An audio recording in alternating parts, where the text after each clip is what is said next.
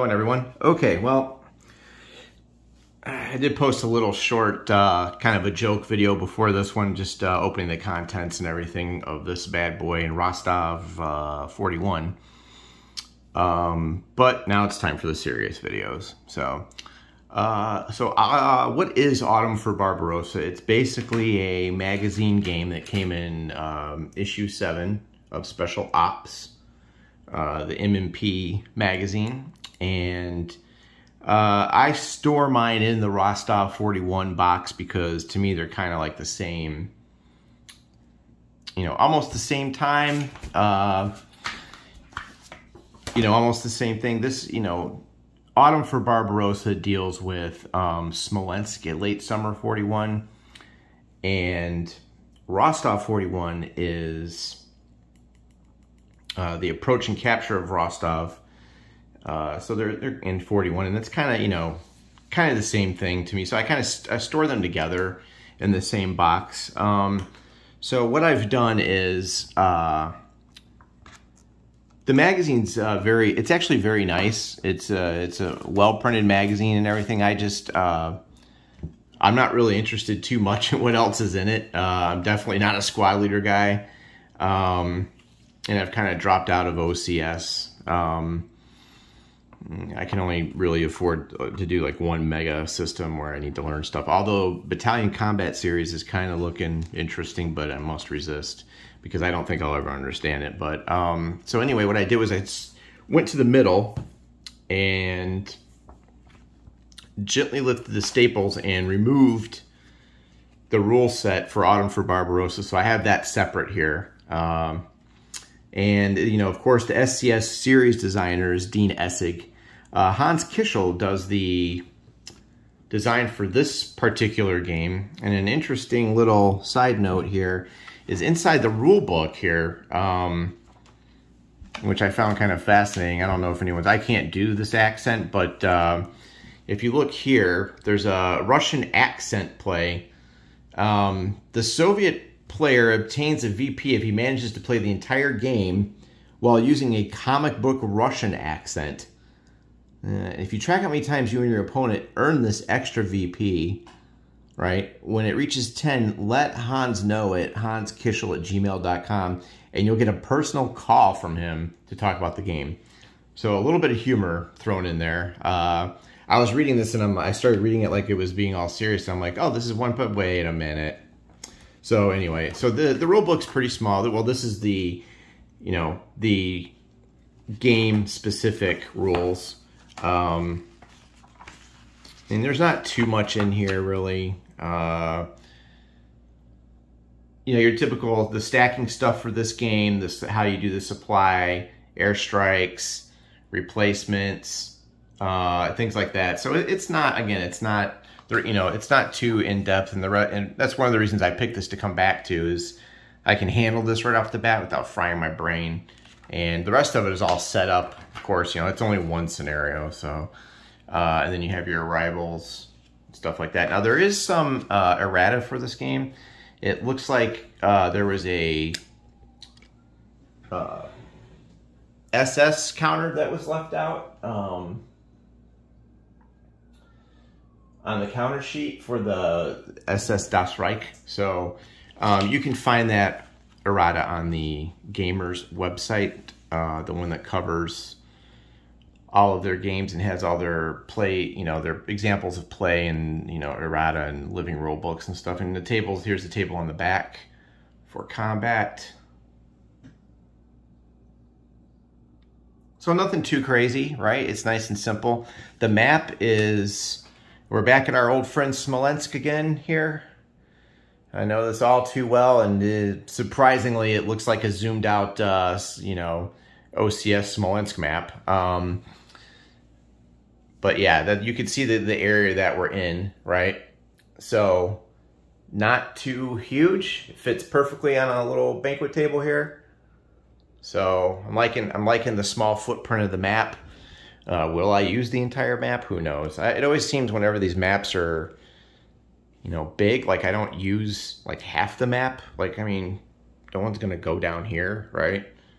So I don't know. We'll have to see. so I had to find, you know, all my wargaming things again.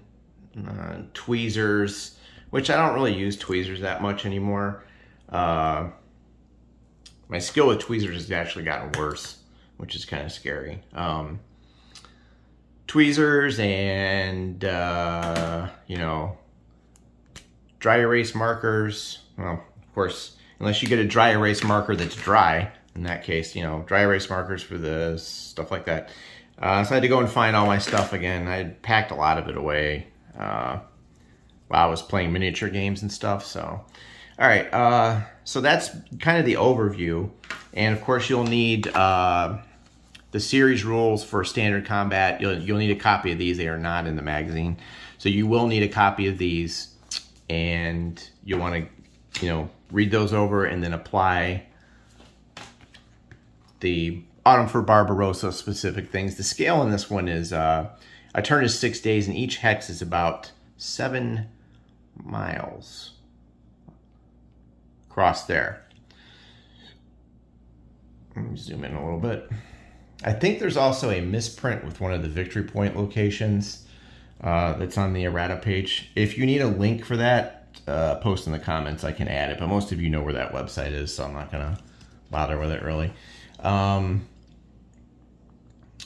that's, you know, that's the overview, and I'll be going through. It's SCS. You can kind of still see that, can't you? It didn't work out too well for me. It's SCS, so I don't, you know, you don't really need like a.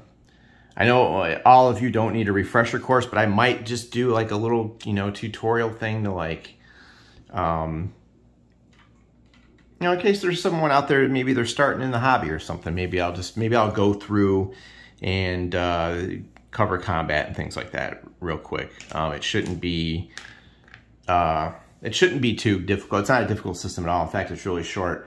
There's a lot of games in it. I also have It Never Snows and Panzer Battles on the Kier River,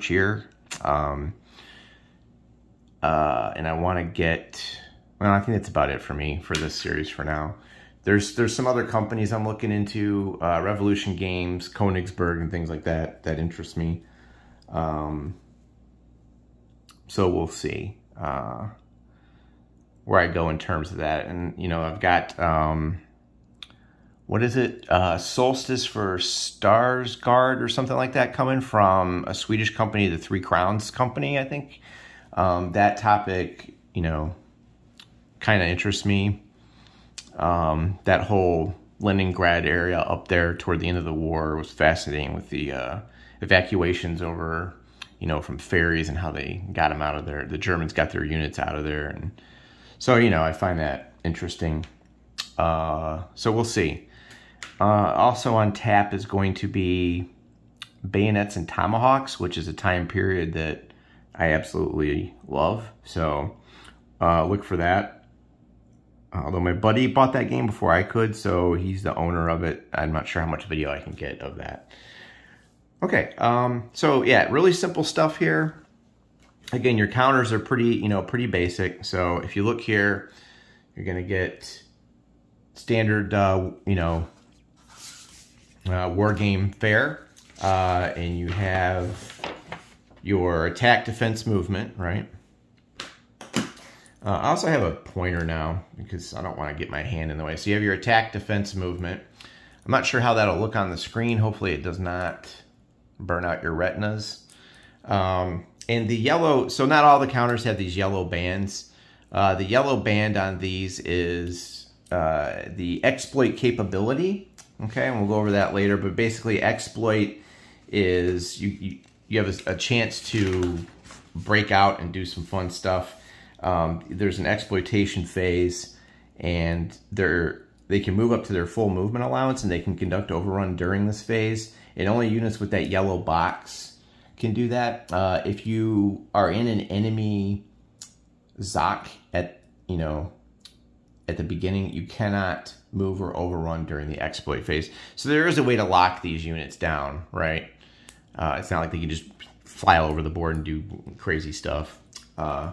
So, and as usual, I get kind of interested in the history on these units, particularly this gem right here. The 35th Armored Regiment of the 4th Panzer Division And again, you know, kudos to the people that make these games, because, you know, they are downright accurate. So this unit here, you can actually find, which is cool, you can actually find this unit, you know, on historical maps, doing historical things. So if we switch to this, well, there's the 4th Panzer right there. Let's zoom out. And there's Smolensk. So I'm just wondering, you know, how much. It's interesting that they're down here. Now keep in mind, this is a specific time period, which is right there. And this shows the Soviet counteroffensives. Of course, blue German, red Soviet. They're curious, they're way down here. So we'll have to see how the game handles this. Does the game get, let's see, how far are we looking here? Each one's 7. I'm looking at this, yeah, it doesn't, it kind of goes, so the map here, you'll see I don't know how to say this one, Roslavo, and I probably massacred that up here, so you can kind of see here where it's here, and up there, that little stretch of road there, so pretty accurate. And again, you know, we're looking at off the map for these guys, so I'll have to see how that fits in, if I have my unit theory correct there. And another interesting thing about this unit is during this time period, it's commanded by a person that there is no chance in the world that I could ever say this German commander's name right. So I'm actually just gonna put him up on the screen and let you try to pronounce this name. It is an insane name. I don't even, it's bizarre. So I'm actually gonna go to the Google for this one. I will attempt to pronounce this name once. So during this time period, right in here, Willibald Frere von Longerman und Erlenkamp, right? That is probably horrible. So the interesting thing about this guy is he actually was killed in action at the Middle Don later on during the war. And the history of the 4th Panzer Regiment is, you know, kind of a sad one. They end up in, you know, in the Courland Peninsula, just what I was talking about with that evacuation, and they were actually wiped out by the Soviet offensive, you know, somewhere April, May 1945. So the division just got completely blasted. I just thought that the leader was interesting, and so that's what we're looking at for just you know, just that one unit at this time period.